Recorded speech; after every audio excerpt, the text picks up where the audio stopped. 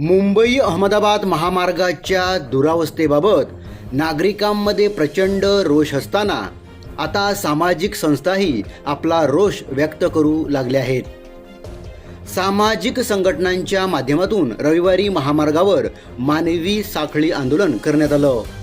महामार्गावर वाढलेले खड्डे, निकृष्ट दर्जाचे काँक्रिटीकरण, महामार्ग दिशादर्शक सूचना फलक खुणा नसल्याने वाहन चालकांना वाहन चालविणे अत्यंत कठीण झालं आहे. रोज होणाऱ्या वाहतूक कोंडीमुळे प्रवासात वेळ व इंधनाचा अपव्यय होतो. वाहने खराब होत आहेत. त्यामुळे नागरिकांना मोठा आर्थिक फटका बसत आहे. महामार्गाच्या या दुरावस्थेबाबत वसईमधील नागरिकांनी ॲक्शन कौन्सिल NH48च्या माध्यमातून जेम्स खन्नाम पूज्य यांच्या नेतृत्वामध्ये सातिवली ब्रिज ते चिंचोटी नाका ब्रिज दरम्यान मुंबई वाहिनीवरती सायलेंट वुमन चेन रॅली आयोजित केली होती.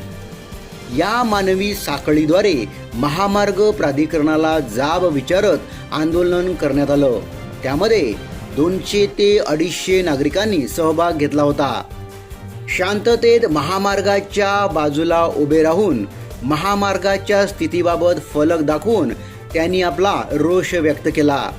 यावेळी चिंचोटी महामार्ग वाहतूक पोलिसांनी उपस्थिती लावून महामार्गावरील वाहतूक सुरळीत केली.